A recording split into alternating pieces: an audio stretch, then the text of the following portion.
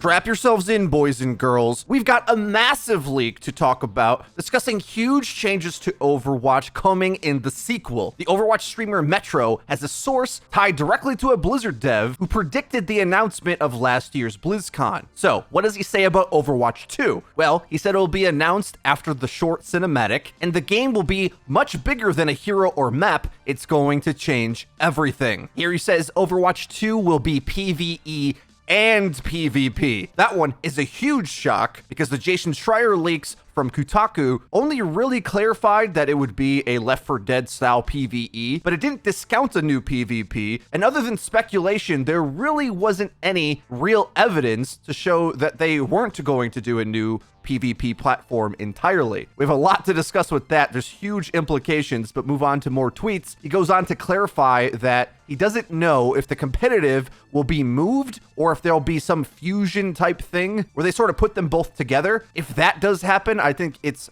more akin to an expansion then, but he goes on to say, I think it will be a move, possibly even at the start of the next Overwatch League season, based on the fact the game is called Overwatch 2 and not an expansion to Overwatch. And here's another bombshell. He says there will be no new hero for Overwatch come BlizzCon. They're putting all their resources towards releasing Overwatch 2 as fast as possible. The next point says Overwatch 2 is going to have a leveling system that is going to affect how you play your hero. Kind of an outrageous thought, but we've seen this done in other multiplayer games. I'm pretty sure League of Legends has like a rune system that does affect your hero's strength. You could see that working in Overwatch as well, to some degree anyway. And last tweet, he says the cinematic will feature a lot of heroes, main ones being Mei, Tracer, and Winston, with young Genji appearing. The Overwatch logo will appear, and then the 2 is going to be added at the end. Crowd goes wild. So, Metro's laid out a ton of information here. All the tweets thus far, you could say, well, just take it with a grain of salt. It's just an Overwatch streamer. What does he know? Well, look at this tweet and the date it was published. October 25th, 2018. Now, he spells Ash's name wrong, but he knew who the new hero was before BlizzCon. And here is him tweeting out, predicting the cinematic, Ash and Bob before the speech. And when you adjust the time zone that Twitter appears for me to the schedule of last year's BlizzCon, he tweeted this before Overwatch came to the stage. So yeah, you better take these seriously. I mean, I didn't want to take it seriously at first either. I'm like, well, he got it right before. I have to. Let's now unpack some of these insane details that have been laid out on the table. Some of these things are major surprises. For example, not having a new hero at BlizzCon starts us off taking a huge back step, I think. No new hero. Well, the things that actually come or be announced better be pretty good, because getting a new hero into Overwatch is typically the thing that injects new life into it. Well, if we are to trust Metro's word that the dev team is trying to get Overwatch 2 out as fast as possible, you would think that might mean Q1 of next year. Perhaps Overwatch 2 will release shortly thereafter, a couple months after BlizzCon is done. And with it will come not only the PvE mode that we've been expecting with the Left 4 Dead, Overwatch versus Omnyx style gameplay, Metro's speaking like there'll be an entirely new PvP platform as well. That causes major concerns, of course. If we have to buy an entirely new game in order to play Overwatch multiplayer, well, a lot of players just won't move on to the next game. With the launch of Overwatch, if you think back to many years ago, it was built on a foundation of pretty fair consumer practices. Yes, there's the loot boxes in there where a lot of other companies went above and beyond and put power in the loot boxes and made them very unfair. But as far as loot boxes go, to distribute cosmetics, I think most people in the community deem them as fair as loot boxes can be. But if you had to put hundreds or maybe even thousands of dollars into loot boxes over the course of 3 years, and then none of that transfer over and you go onto a fresh new game platform, I think a lot of people would be really upset.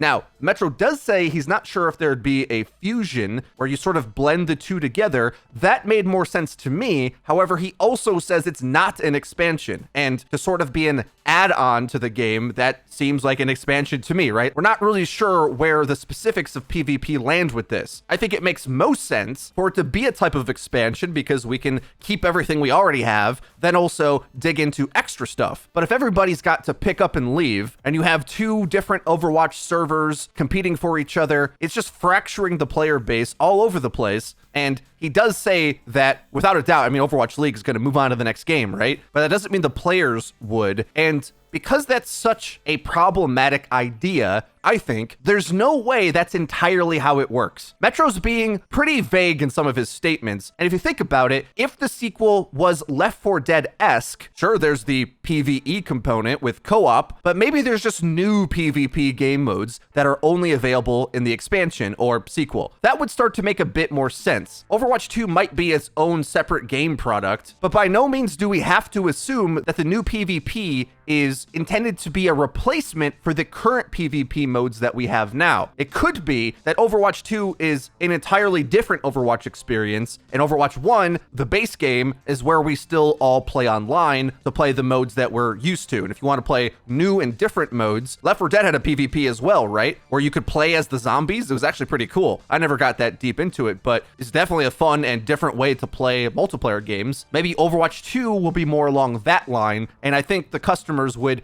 feel a lot better about that being the case. Another reason why I'm a little bit more confident that it'll be a separate style of PvP game is because there's this RPG component Metro pointed out. Granted, MOBA games have put this into place, but I think if this were to go into the normal PvP game modes we know and love today, it would be pretty imbalanced if certain characters could do things your opposing number couldn't emulate because they didn't level up to a certain spot.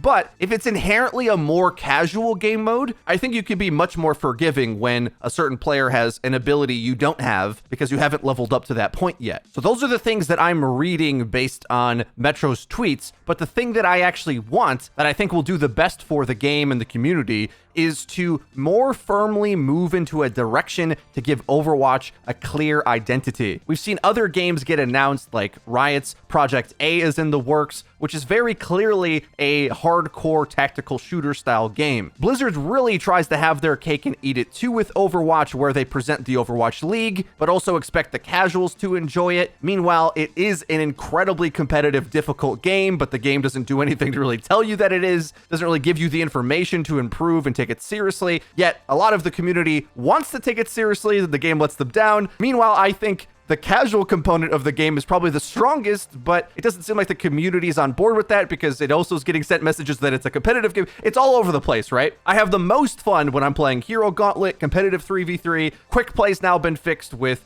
the role queue system, but ranked has always just had an identity crisis. It isn't really fully a thing. I think Overwatch would be drastically helped if it was very clearly pushed in a specific direction. They spent years trying to develop Overwatch League, which left the game itself to be lacking identity, and we didn't get something that's core to the gameplay like role queue until years in. And then, because the development process is so slow, it still feels like that impact hasn't landed yet because the balance hasn't caught up to adjust to the entirely new way to play the game. So because of all of this, I think what a sequel can do, if it is an entirely new separate experience, is give a dedicated place and an identity that Overwatch is a fun game to play with friends, just like Left 4 Dead was. It's a casual game. There's RPG components. You don't have to take it too seriously and you still can enjoy the game. This is what Overwatch is. The reason why I want that is because secretly, what I personally really want is the competitive area of the game to get more hardcore and for Blizzard to alienate players that aren't hardcore and let them go play more casual modes. I'll be playing them too, but for Overwatch to play this balancing act where it tries to appeal to every type of player, it needs to lean into those different playstyles, lean into the reason why people get addicted to playing a game casually or competitively. And so far, Blizzard has sort of had a foot in each camp, and Overwatch has been split down the middle for what feels like years, where they're pushing the pro side of the game, but it's like they don't even really have that format finished yet, evidenced by the fact that the meta completely changes every few months. Meanwhile, even the base casual part of the game, quick play, was functionally unplayable, frankly, for most people without role queue. And it's a shame because the core fundamentals of Overwatch are second to none with how great the gameplay is,